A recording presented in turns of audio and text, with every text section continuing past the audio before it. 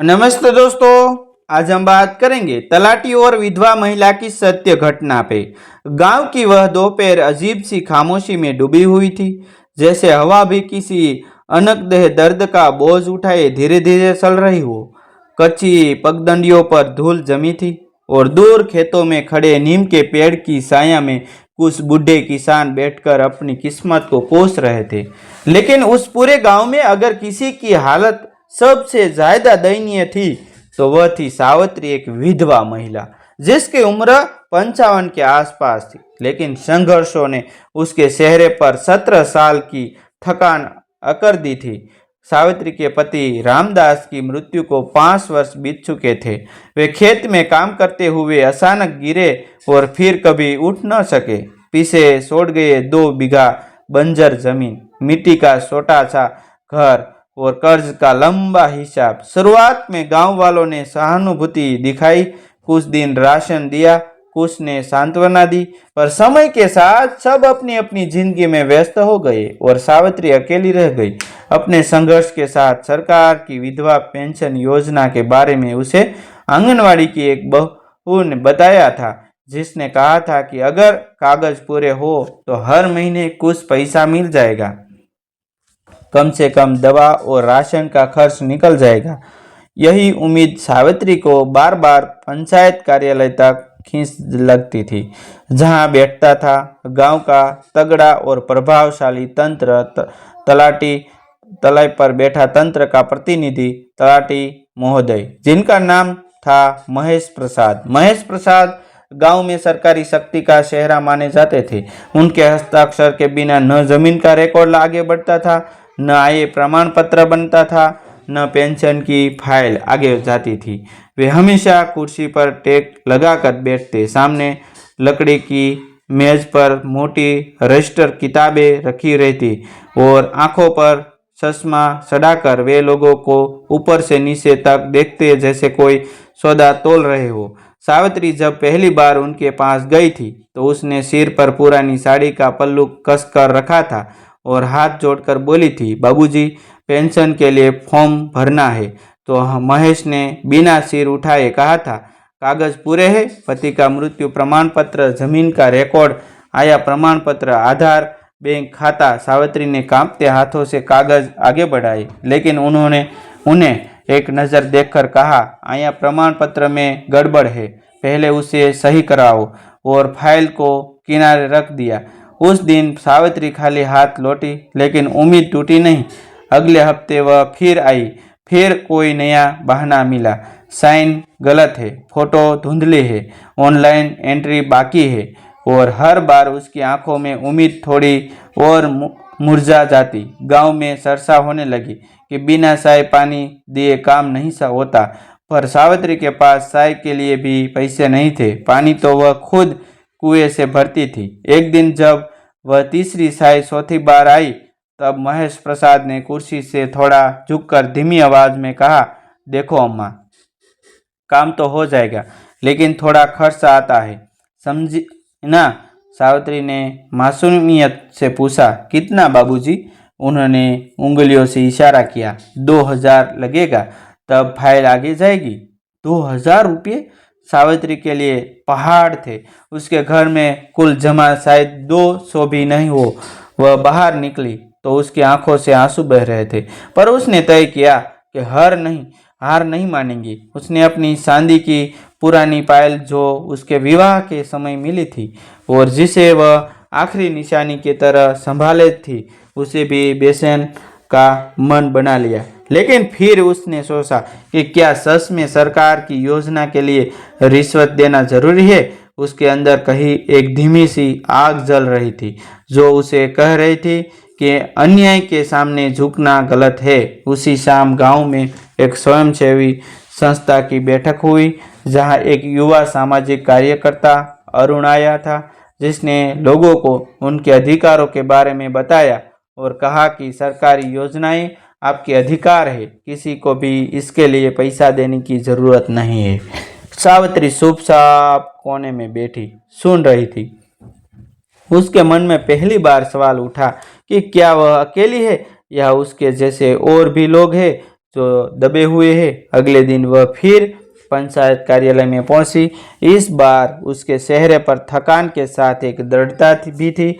महेश प्रसाद ने उसे देखते ही व्यंग किया।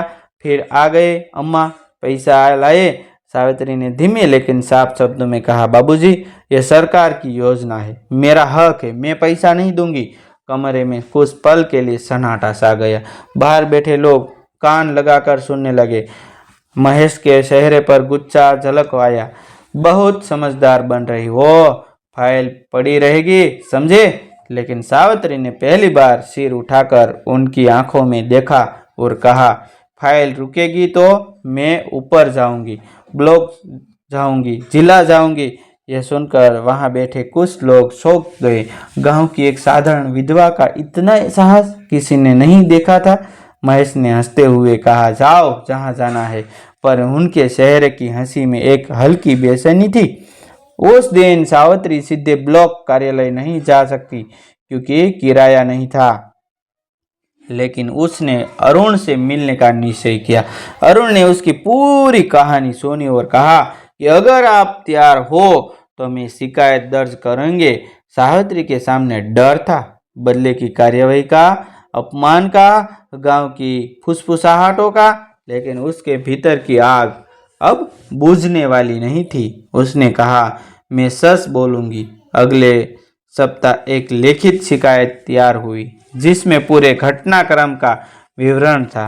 पंचायत कार्यालय में जब जिला स्तर की जांच टीम अचानक पहुंची तो मोहल्ला बदल गया। रजिस्टर खोले गए, कंप्यूटर चेक हुए और महेश प्रसाद के सवाल पूछे गए। गांव वाले दूर खड़े तमाशा नहीं बल्कि न्याय की एक झलक देख रहे थे। सावित्री उसी भीड़ में खड़ी थी, हाथ कांप रहे थे पर आंखों में अब डर से ज्यादा विश्वास था। यह घटना गांव के इतिहास में एक मोड़ बनने वाली थी क्योंकि पहली बार किसी ने सिस्टम को खुली चुनौती दी थी, और वह भी एक ऐसी महिला जिसने जीवन भर चुप रहना सीखा था। सांस आगे बढ़ी और महेश प्रसाद के खिलाफ प्राथमिक कार्यवाही शुरू हुई। उन्होंने अस्थि रूप से निलंबित कर दिया गया। यह खबर गांव में आग की तरह फैल गई। लोग कहते थे, देखो अम्मा ने कमाल कर दिया। लेकिन कहानी यही खत्म नहीं होती दोस्तों, क्योंकि असली परीक्षा अभी बाकी थी। सामाजिक दबाव, कानूनी प्रक्रिया और उस मानसिक संघर्ष की जो एक आम इंसान को न्याय की राह पर चलते हुए झेलना पड़ता है। सावित्री के लिए यह सिर्फ पेंशन की लड़ाई नहीं रही थी, यह उसकी इज्जत, उसके अधिकार और उसके अस्तित्व की लड़ाई बन चुकी थी। जांच की खबर पूरे इलाके में फैल चुकी थी और पंचायत भवन, जो पहले लोगों के लिए एक डर और दबाव की जगह माना जाता था, अब चर्चा और उम्मीद का केंद्र बना गया था। महेश प्रसाद का अस्थि निलंबन गांव के लिए किसी फिल्मी की दृश्य से कम नहीं था।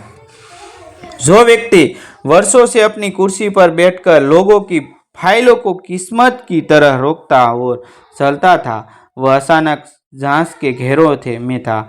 लेकिन सावित्री के लिए यह जीत का क्षण नहीं बल्कि एक नई परीक्षा की शुरुआत थी, क्योंकि उसी शाम से गांव में फुसफुसाहट शुरू हो गई। कुछ लोग उसकी हिम्मत की तारीफ कर रहे थे तो कुछ कह रहे थे कि सरकारी आदमी से पंगा लेना ठीक नहीं है, और कुछ ऐसे भी थे जो महेश प्रसाद के करीब गरीबी की थे और उन्हें यह सब अपनी प्रतिष्ठा पर हमला लगा रहा था। सावित्री जब अपने छोटे से घर लौटी तो उसके मन में अजीब सा डर था। उसे लगा कहीं कोई बदला न ले, कहीं उसकी जमीन के कागजों में कोई नई उड़ान न डाल दी जाए, कहीं उसे सामाजिक रूप से अलग थलग न कर दिया जाए। लेकिन उसी डर के बीच एक संतोष भी था कि उसने अपने आत्मसम्मान के लिए आवाज़ उठाई है। अगले कुछ दिनों में जांच टीम ने कई ग्रामीणों के लिए बयान लिए और धीरे धीरे यह सामने आने लगा कि सावित्री अकेली नहीं थी। कई लोगों से अलग अलग योजनाओं के नाम पर पैसा मांग गए थे, किसी से आय प्रमाण पत्र के लिए, किसी से जमीन के नामांतरण के लिए, तो किसी से राशन कार्ड के लिए। जब ये बयान लिखित रूप में दर्ज हुए तो मामला और गंभीर हो गया। महेश प्रसाद ने शुरुआत में सब आरोप के सिर से खारिज किया। उन्होंने कहा कि यह साजिश है, मुझे बदनाम करने की कोशिश है, लेकिन दस्तावेजों की जांच में कई गड़बड़ियां सामने आई। कुछ फाइलें बिना वजह महीनों से लंबित थी, कुछ आवेदनों पर तारीख बदली गई थी और कुछ में अनावश्यक आपत्तियों लगाई गई थी। जिला प्रशासन ने मामले को आगे बढ़ाते हुए औपचारिक विभागीय जांच बैठा दी और यह खबर जब सावित्री तक पहुंची तो उसकी आंखों में आंसू आ गए, लेकिन इस बार वे आंसू बेबसी की नहीं बल्कि उस विश्वास के थे कि सच बोलने का फल मिल सकता है। उसी बीच सामाजिक दबाव भी बढ़ता गया। कुछ लोगों ने सावित्री को समझाने की कोशिश की कि समझौता कर लो, माफ़ी मांग लो, मामला शांत हो जाएगा, लेकिन उसने साफ कह दिया था कि वह पीछे नहीं हटेगी। अरुण और उसकी आस्था ने उसे कानूनी सलाह दिलवाई थी और बताया कि अगर किसी प्रकार का उत्पीड़न हो तो तुरंत शिकायत दर्ज करानी है।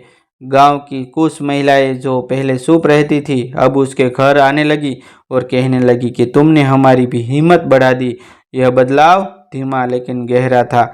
जहां पहले पंचायत कार्यालय में लोग सिर झुककर जाते थे, अब वे सवाल पूछने लगे थे, फाइल क्यों रुकी है, कितने दिन में काम होगा, कानून क्या कहता है।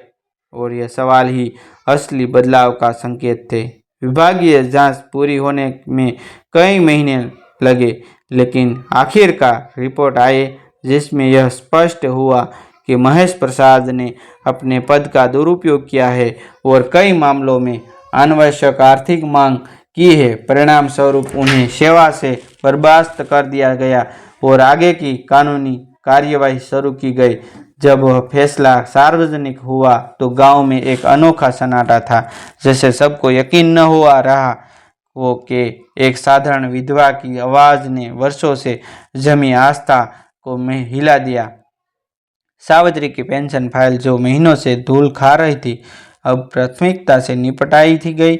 आवश्यक औपचारिकताएं पूरी हुई और कुछ ही हफ्तों में उसके बैंक खाते में पहली पेंशन की राशि आई। वह दिन उसके जीवन का अविस्मरणीय क्षण था। बैंक की पासबुक में दर्ज वह छोटी सी रकम उसके लिए सिर्फ पैसे नहीं बल्कि सम्मान की वापसी थी।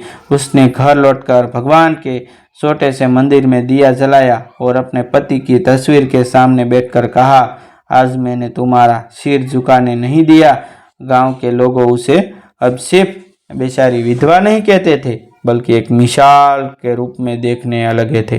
स्कूल के शिक्षक ने एक दिन सभा में बच्चों को बताया कि अधिकार मांगना भी साहस है और बच्चों ने तालियां बजाई। समय के साथ सावित्री का जीवन पूरी तरह आसान तो नहीं हुआ, लेकिन उसमें आत्मविश्वास आ गया। उसने अपनी 2 बीघा जमीन को पट्टे पर देकर थोड़ा स्थायी आय का इंतजाम किया। पेंशन से दवा और राशन का खर्च चलने लगा और सबसे बड़ी बात, उसने चुप रहना छोड़ दिया।